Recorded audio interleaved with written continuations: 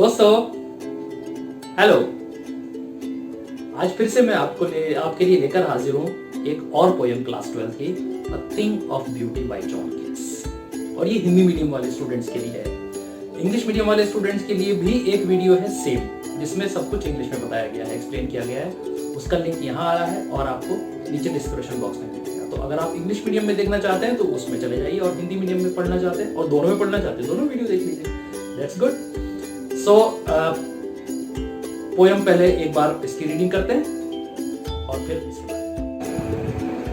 और अब इस पोयम में जो नए वर्ड्स आए हैं, जो डिफिकल्ट वर्ड्स हो सकते हैं आपके लिए। देखिए, डिफिकल्ट वर्ड्स कुछ नहीं होते, वर्ड्स नोन या अननोन होते हैं। या तो हम उनको जानते हैं या हमारे लिए वो अनजान वर्ड्स हैं। तो उन वर्ड्स की बात हो जाए थोड़ा सा। सबसे पहले बावर एक बहुत ही ऐसी जगह पेड़ों के नीचे जो बड़ी शांति के साथ जहां आप बैठ सकते हैं। A pleasant shady place under trees. Morrow means new day. Tomorrow से बना है बेसिकली। New day नया दिन, अगला दिन। Reading, covering और making फूलमाला वगैरह बनाना, लेकिन यहाँ पर हम इससे मीनिंग लेंगे गेटिंग, रिसीव करते हुए। स्पाइट, यहाँ ये पोएटिक वर्ड है। स्पाइट का मीनिंग इन स्पाइट ऑफ। ये आपके सामने लिस्ट चल रही है वर्ड्स की। डिस्पोंडेंस, डिसअपॉइंटमेंट, दुख, निराशा। Paul, again dark cloud of sadness.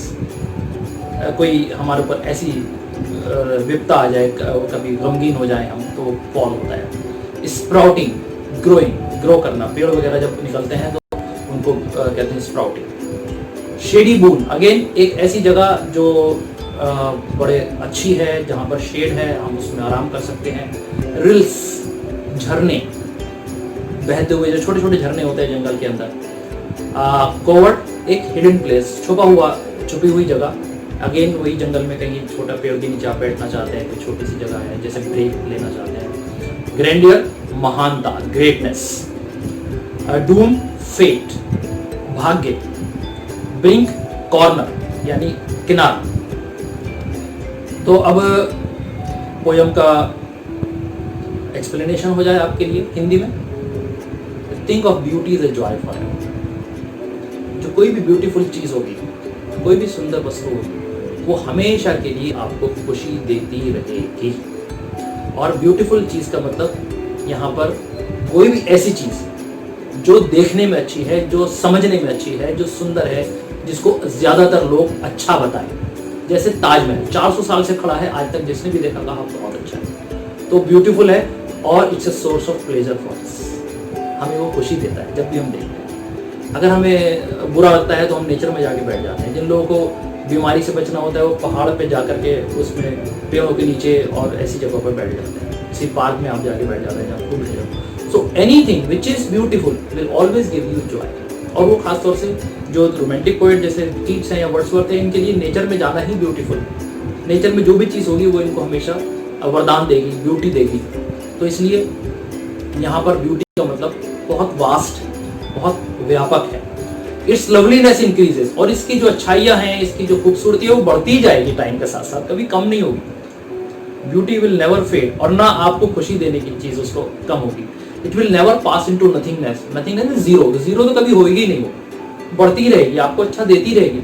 But still will keep a bar. देखिए, स्टिल यहाँ पर जो वर्ड आया है ये ओरिजिनल पोएम में है इंजीनियर के, जो हमारी सीबीएसई की बुक है एनसीईआरटी की, उसमें नहीं है।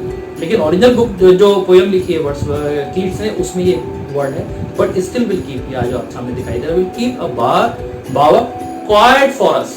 शांति के साथ हमें बना के देती है जगह, हम उसमें बैठ जाए जाकर, शांति से बैठ जाए। बड़े बड़े महात्मा लोग भी शांति से कहाँ जाते थे? जंगल में, पहाड़ पे जाके बैठ जाते थे, उनको शांति मिलती है हमेशा के लिए। एंड अ स्लीप, और ऐसी नींद आएगी आपको। यहाँ स्लीप भी फिगरेटिव है, स्लीप से मतलब आपको शांति मिलेगी। फुल ऑफ स्वीट ड्रीम्स, आपको अच्छी नींद आएगी, अच्छे सपने आएंगे। हेल्थ मिलेगी, क्वाइट ब्रीदिंग मिलेगी, आपकी सांस भी जो है अच्छे से चलेगी।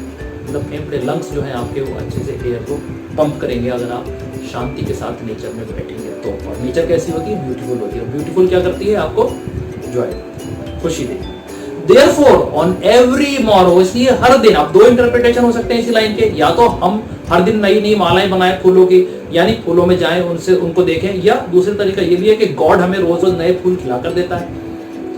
हमारे नए फूल खिलते हैं और हमारे लिए नहीं खिलते। नेचर में जो भी कुछ है, वो तो कोयल के लिए भी नए फूल खिलते हैं, वो तो तितली के लिए भी नए फूल खिलते हैं। तो इसके लाइन के दोनों मीनिंग हो सकते हैं, दो डिफरेंट इंटरप्रिटेशन हो सकते हैं इस लाइन के। कुछ लोग आपको ऐसे भी बता सकते हैं, तो वो गलत नहीं है, वो अपना इंटरप्रिटेशन है, क्योंकि पोइट्री में यही इसकी सुंदरता होती है। साइंस की तरह ये गलत सही नहीं होता इसमें होता है आप इसको किस तरह से परसीव करते हैं, किस तरह से देखते हैं। So therefore on every morrow are we reading a flowery band to bind us to the earth in spite of despondence, in spite of इसके बजाय, किसके बजाय? डिस्पॉन्डेंस हो यानी निराशा हो, inhuman dearth of noble natures हो यानी नोबल नेचर हमारे आसपास नहीं बचे, नोबल लोग नहीं हैं, of the gloomy days, dark days हैं हमारे सामने, अंधकार में ये दिन है जिसमें अंधेरा ही अंधेरा है यानी दुख है हमारे आगे, of all the unhealthy over, ओ ये है ओवर, ओ जो लिखा हुआ है यहाँ पर ओवर, डार्क एंड ओवर पढ़ेंगे इसको, और डार्क एंड वेज, बहुत ज्यादा डार्क हो गए हमारे सामने रास्ते, मतलब दुख आ गया, मेड फॉर अवर सर्चिंग, और हम सर्च नहीं कर पा रहे कि हम क्या करें आगे। यस स्पाइट ऑफ ऑल, देखिए फिर से एश्योर करते हैं किड्स, इन सब के होने के बाद भी सम शेप ऑफ ब्यूटी, बस जरा सी सुंदरता आपको मिली नहीं, मूव्स अवे द बॉडी, वो सारा धुआं छट जाएगा फ्रॉम आवर डार्क स्पिरिट्स, जो हमारी आत्मा पे, हमारी रूह पे चढ़ गया था वो हट जाएगा। और फिर क्या होगा?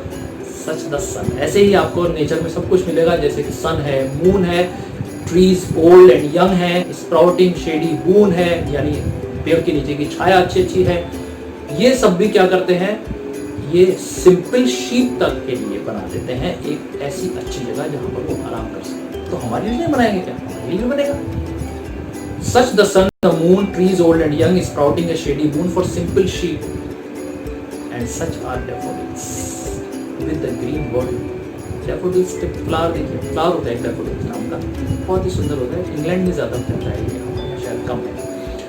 एंड क्लियर रिल्स, साफ बहते हुए झरने, clear reels that for themselves a cooling cover make against the hot season। वो अपने लिए खुद ही जगह बना लेते हैं जंगल में चलते चलते, कोई हम उनके लिए नाली थोड़ी बनाने जाते हैं जंगल में कि पानी यहाँ से बहेगा, वो अपनी रास्ता खुद बनाता है पानी वहाँ पर। आप चाहें तो जाके उससे फैज़याब हो जाइए, उसमें नहाइए, धोइए, मुँह धोइए, पानी पीजिए, अच्छे से वहाँ पर फ्रेश हो जाइए, यानी वो सब कुछ नेचर में हमारे लिए मौजूद है।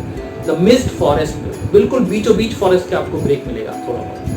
Rich with sprinkling of fair musk rose blooms, वहीं पर आपको मस्क रोज भी मिल जाएंगे खिलते हुए, मस्क की तरह का रोज ही समझ लीजिए, फ्लावर होता है। And such too is the grandeur of the dooms we have imagined for the mighty dead. और जो हमारे लोग स्वर्गवासी हो गए, जिनको हम माइटी मानते हैं, जिनके लिए हम अच्छी अच्छी बातें सोचते हैं, वैसा ही हमारे लिए नेचर में यहाँ भी होता है। उनका भी भाग्य अच्छा है, डूम का मतलब भाग्य है यहाँ पर, अच्छा भाग्य डूम्स। वैसे डूम्स डे जो है उसको कयामत के दिन को कहते हैं, बिरले को कहते हैं, लेकिन यहाँ पर पॉजिटिव भी है। ऑल लवली टेल्स, और वो अच्छी कहानियाँ, चाहे हमने पढ़ी हो चाहे हमने सुनी हो, वो सब भी हमारे लिए क्या है? वो भी एक source of Joy, an endless fountain of immortal drink, एक ऐसा ड्रिंक है जो कभी खत्म नहीं होता। कहाँ से आ रहा है? वो गॉड से आ रहा है, हमेशा हमें मिलता रहेगा। किस फॉर्म में मिलेगा? चाहे वो झरने के रूप में मिले, चाहे वो हवा के रूप में मिले, हर तरह से गॉड ने हमें, नेचर ने हमें देने का प्रयास किया। ये हमारे ऊपर है कि हम इसको लें, इसको सुंदर माने और इससे प्रसन्न होते रहें, खुद भी कुछ रहें, दूसरे भी कुछ रहें। एक और इंटरप्रिटेशन इस लाइन का, pouring unto us from the heavens brink, जो धार्मिक किताबें हैं, ग्रंथ हैं, उसमें ऐसा माना गया है, खासतौर से बाइबल में ये जिक्र आता है कि जो ये अर्थ है हमारी, जो पृथ्वी है, ये गॉड की जो सीट है उसके नीचे गोल्डन चेन से बंधी हुई है, यानी हेवन से बंधी हुई है, और उसमें फूल मालाएं भी हैं। तो एक तरह से वो वहाँ से भी रेफरेंस है। तो इसके 2-3 रेफरेंसेस हो सकते हैं, जैसे मैंने पहले ही बताया आपको। तो न्यू वर्ड्स भी हो गए, आपको मैंने पोएम भी थोड़ी सी एक्सप्लेन कर दी। अब बात करते हैं थोड़ी पोएटिक डिवाइसेस की। मैंने पिछली बार जो पोएम दी थी आपको, माई मदर एट 66, उसमें पोएटिक डिवाइसेस पर बात करने से रह गई थी, तो मैं इस बार आपसे बात ज़रूर करूँगा इस बारे में। पोएटिक डिवाइसेस इसमें जो है वो सबसे ज़्यादा तो इसमें मेटाफर यूज़ हुआ है, और एलिट्रेशन और इमेजरी भी इसमें है। तो जैसे मेटाफर कहाँ यूज़ करते हैं, a thing of beauty is a joy forever, इसी में एक मेटाफर है। मेटाफर क्या होता है? जो इनडायरेक्ट सिम्बली होती है, जिसमें लाइक, एज, सच, एज वर्ड का यूज़ नहीं करते और सीधा किसी चीज़ को कह देते हैं कि आप तो चांद हैं, आप चांद जैसे नहीं, आप चांद हैं, तो वो मेटाफर है।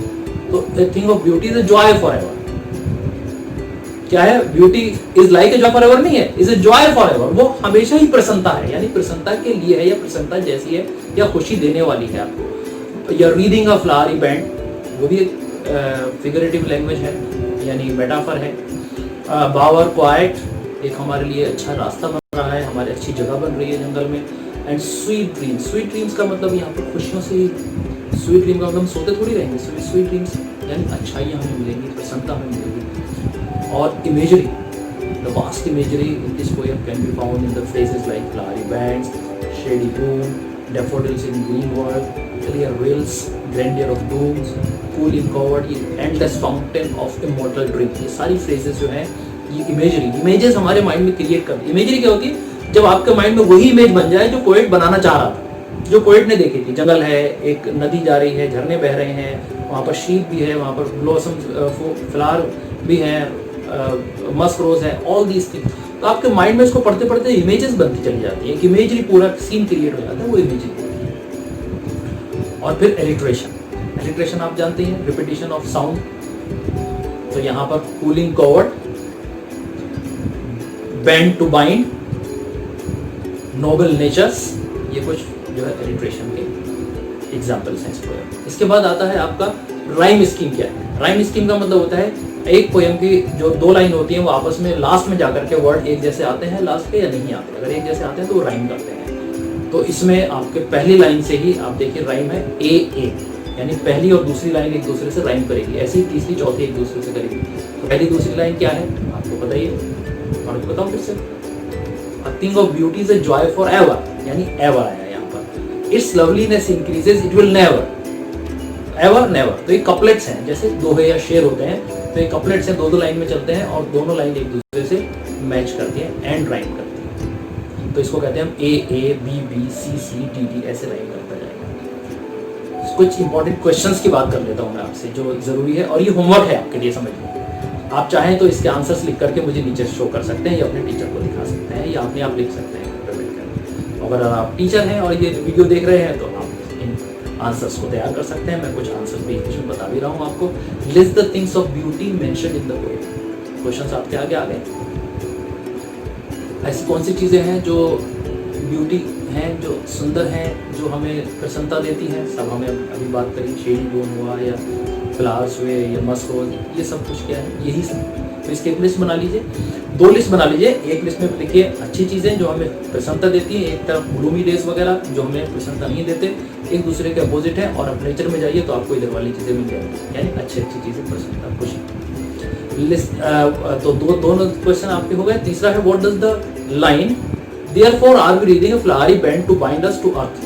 मैंने आपको पहले ही बताया कि ये मेटाफोरिकल है, इसके दो मीनिंग हो सकते हैं इस लाइन के। Either we are getting everything from nature और वी आर रिसीविंग, और we want to get everything from nature, so we are making flowers, we are making flowery bands for ourselves.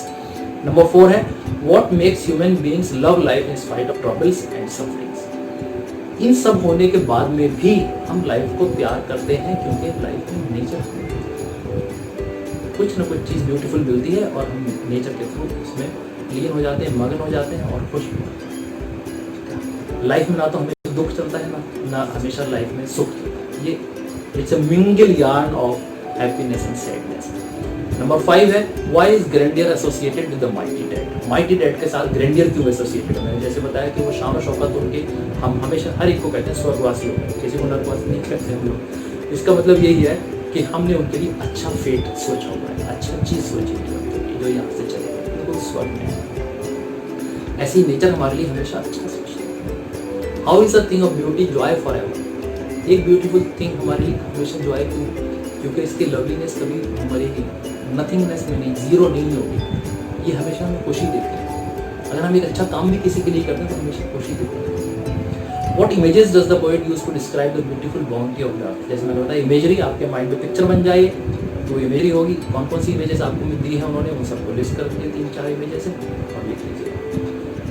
2-3 बार आप लिखिए तो आपको सारे क्वेश्चन रटने की जरूरत नहीं। मैं कभी रोट मेमोराइजेशन पे ध्यान नहीं देता। दूसरी बात ये जो मैं वीडियो हिंदी में बनाता हूँ, मैं इनसे तसल्ली नहीं होती मेरे इंग्लिश में भी वीडियो है, अब आप देख लीजिए। क्योंकि इंग्लिश टू इंग्लिश पढ़ना ज़्यादा बेहतर है। आपको अगर इंग्लिश अच्छे से सीखनी है तो आपको इंग्लिश टू इंग्लिश पढ़ना चाहिए। मदर टंग के थ्रू पढ़ेंगे तो बहुत लंबा समय लगेगा आपको इंग्लिश सीखने में। तो ये आज का video I think of beauty is a joy forever के ऊपर था। आपको ये वीडियो कैसा लगा ज़रूर मुझे बताइएगा, कमेंट्स बॉक्स में लिख दीजिएगा नीचे। आप इस वीडियो में और क्या देखना चाहते थे, कुछ रह गया हो तो मैं एक छोटा सा वीडियो आगे और बना दूंगा आपके लिए। सब्सक्राइब करना मत भूलिएगा, और जो ये बेल होती है ना, ये बेल जरूर दबा दीजिए, जिससे कि आपको इसके नोटिफिकेशन मिलते रहें। आगे मैं आपको और अच्छे वीडियोस ऐसे ही देता रहूँगा, और बिलीव मी आपको क्वालिटी मिलेगी मेरे वीडियोज़ में। मेरे वीडियोज़ में कभी भी आपको ऐसा नहीं मिलेगा कि बहुत हल्के वीडियोज़ हों, they will give you a quality. चाहे आप टीचर हो, चाहे आप एक जनरल रीडर हो, चाहे आप स्टूडेंट हो, आपको हमेशा एक क्वालिटी और स्टफ मिलेगा, क्योंकि मैं काफ़ी मेहनत करने के बाद आपके लिए वीडियो लेकर आता हूँ। Thank you very much, all the best.